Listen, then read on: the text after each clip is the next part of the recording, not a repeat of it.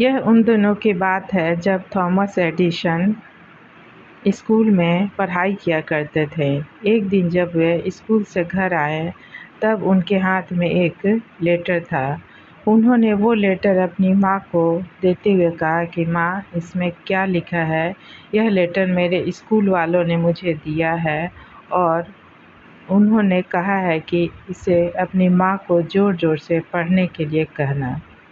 माँ ने वह पत्र खोला और उसे पढ़ने लगीं। पढ़ते-पढ़ते माँ की आँखें नम हो गईं।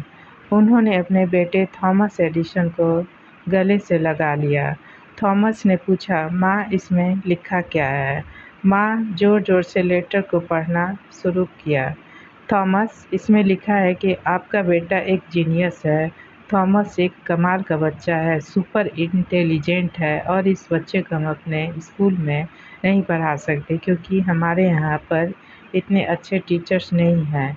इसलिए हम एडवाइस देते हैं कि आप इस बच्चे को अपने घर पर ही पढ़ाएँ। उस दिन के बाद से थॉमस को उसकी माँ ने घर पर ही पढ़ाया। थॉमस भी मन लगाकर पढ़ाई की और एक दिन ऐसा है जब थॉमस इस दुनिया के सबसे बड़े इन्वेंटर बन गए। 1093 पेटेंट उनके नाम थे। उन्होंने ही बल्ब का इन्वेंशन किया और एक सफल बिजनेसमैन भी बने। वे सफलता की चरम सीमा तक पहुंच चुके थे। इसी बीच उनकी मां का स्वर्गवास हो गया।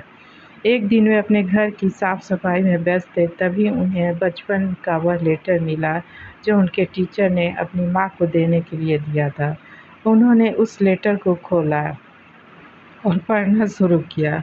उस लेटर में लिखा था, आपका बच्चा थॉमस मानसिक रूप से कमज़ोर है। हम इसे इस स्कूल में नहीं पढ़ा सकते। कृपया आप इसे अपने घर पर ही रखिए। यह पढ़ते ही थॉमस की आंखों में आंसू आ गए। उस समय उन्हें लगा कि उनकी माँ ने कितना बड़ा काम या कहें कितना बड़ा उपकार किया है। यदि उनकी माँ ने लेटर में जैसा लिखा था वही पढ़ देती, तब शायद थॉमस एडिसन जो थॉमस एडिसन नहीं बन पाते और इतने सारे इन्वेंशन संभव ही नहीं हो पाते।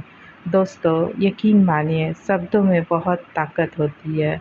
इस बात को मानिए कि अच्छी बातें शेयर करने से, अच्छे शब्दों का इस्तेमाल करने से हमारे अंदर और आसपास में सकारात्मक बदलाव आता है। याद रखिए, यदि सीढ़ियाँ किसी को ऊपर ले जाती हैं तो वही किसी को नीचे भी लेकर आती हैं।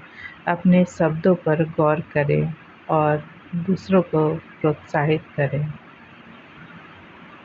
हमारी कहानी पढ़ने के लिए धन्यवाद।